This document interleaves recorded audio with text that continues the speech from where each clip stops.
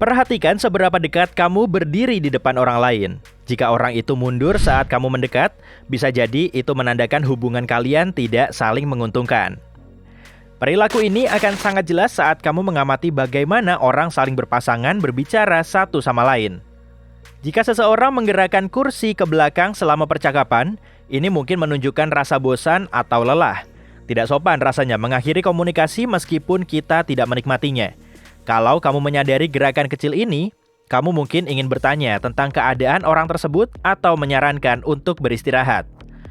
Kalau ada orang yang mendekatimu meski kamu sudah menjauh, ini mungkin menunjukkan keinginan untuk menjadi dominan dalam hubungan kalian atau untuk meyakinkanmu tentang sesuatu. Orientasi tubuh adalah sudut tubuh seseorang terhadapmu sepanjang percakapan, yang sering mengungkapkan siapa atau apa yang benar-benar kita minati. Jika kepalanya menoleh ke arahmu tapi tubuh mengarah ke samping, mungkin orang itu belum siap sepenuhnya untuk berkomunikasi denganmu. Atau dia secara tidak sadar memberi isyarat bahwa dia sedang terburu-buru dan sibuk dengan tugas-tugas yang lebih penting. Kalau kamu ingin menunjukkan kepada seseorang kalau kamu benar-benar tertarik, berdiri atau duduk berhadapan dan pastikan bahumu sejajar.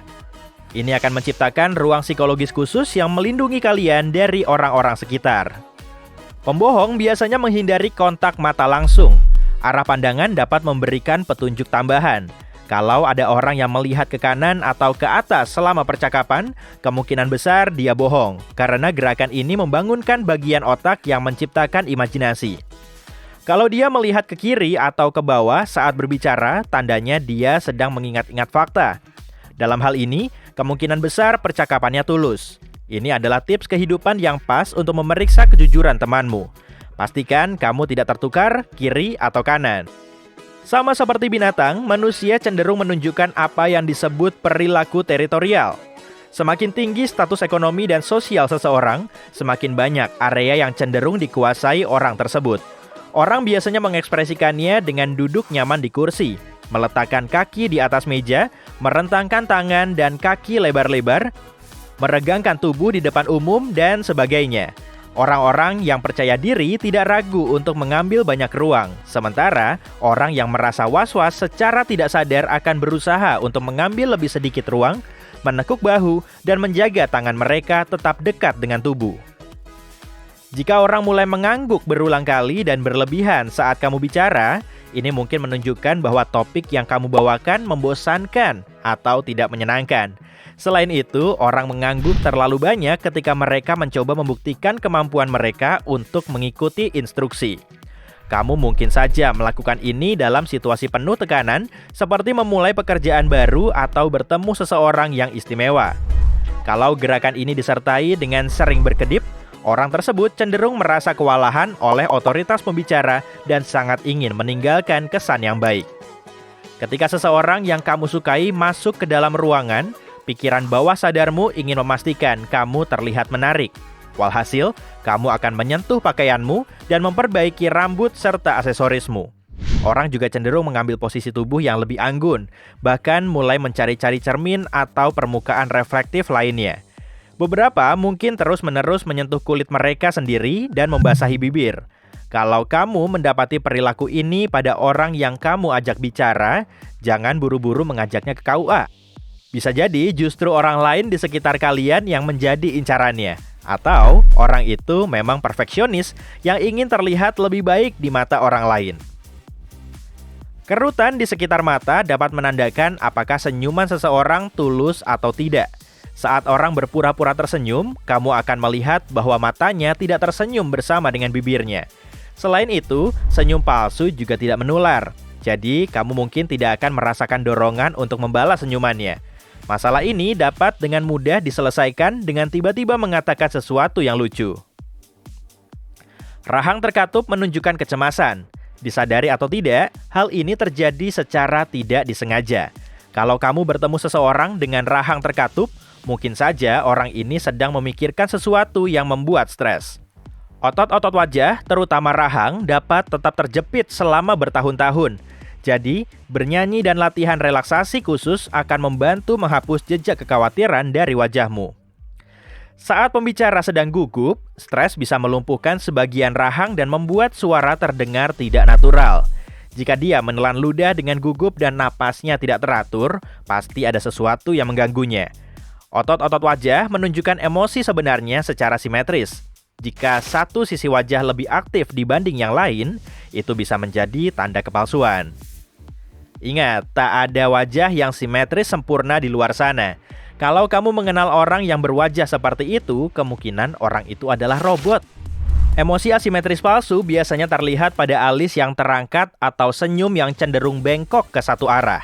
Ketika seseorang merasakan emosi yang intens tapi mencoba untuk tetap tenang dan suka memerintah, dia dapat berkedip hanya dengan satu mata. Wajah memerah tiba-tiba biasanya tidak disengaja dan dipicu oleh emosi yang intens seperti peristiwa memalukan, malu-malu kucing, rasa bersalah, atau perasaan romantis. Pemicu emosional ini memaksa tubuh untuk melepaskan adrenalin yang merangsang sistem saraf dan memperlebar pembuluh darah. Seringnya, wajah memerah mengirimkan sinyal bahwa orang tersebut ingin menghindari perhatian yang tidak perlu. Pipi merah juga sering menandakan bahwa orang tersebut takut rahasia mereka terungkap ke publik. Beberapa orang secara genetik cenderung merona lebih intens dibandingkan yang lain. Bahkan sedikit stres dapat menimbulkan rona merah di pipi, telinga, dan dada.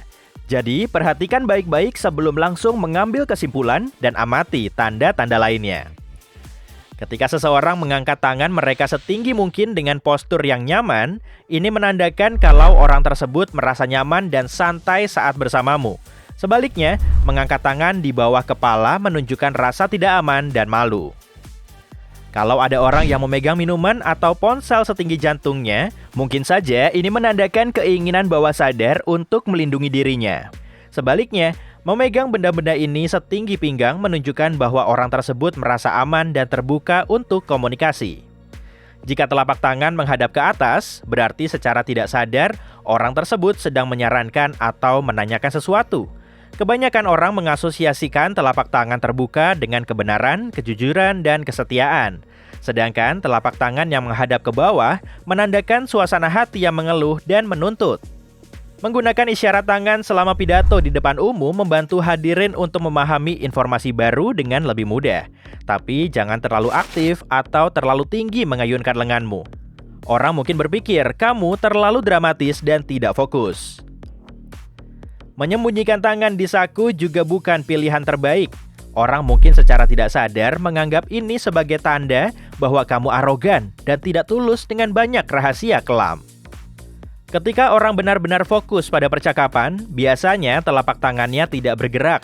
Kalau kamu sedang berbicara dengan seseorang dan melihat tangannya memukul-mukul meja atau kursi dengan tangan terkepal, ini pertanda kalau kamu tidak menarik perhatiannya. Saat kamu mendengar sesuatu yang lucu, tapi pada saat yang sama orang yang berbicara mengepalkan tinjunya secara naluriah, orang ini mungkin melebih-lebihkan, berbohong, atau mencoba menyembunyikan kemarahan yang terpendam. Banyak orang menganggap menyilangkan tangan saat berbicara sebagai kebiasaan buruk, karena orang yang kamu ajak bicara bisa saja menganggap ini sebagai tanda kerentanan dan meragukan diri sendiri. Aturan ini juga berlaku untuk kaki. Kalau kamu ingin meninggalkan kesan sebagai orang yang percaya diri dan ramah, cobalah untuk berdiri dan duduk tanpa menyilangkan kaki dan tangan. Menaruh tangan di belakang lenganmu adalah pertanda buruk bagi orang-orang di sekitarmu.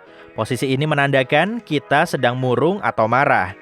Dan semakin tinggi kamu memegang lenganmu, semakin tidak bahagia kamu terlihat oleh orang lain. Menyentuh barang-barang secara perlahan dan elegan selama percakapan adalah tanda ketertarikan dan keterlibatan.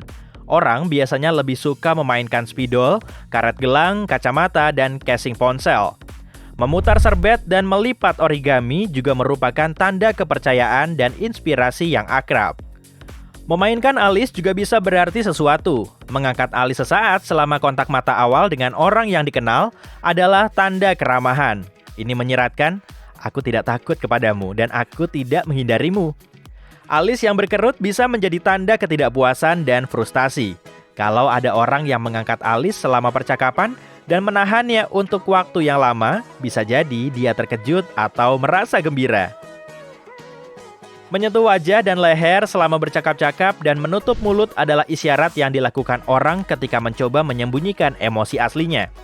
Memiringkan kepala ke samping dianggap sebagai tanda percaya dan simpati. Arteri vital yang memasok oksigen ke otak berada di leher. Orang yang merasakan ancaman apapun secara naluriah akan menyembunyikan arteri ini dan menarik kepala mereka ke arah bahu.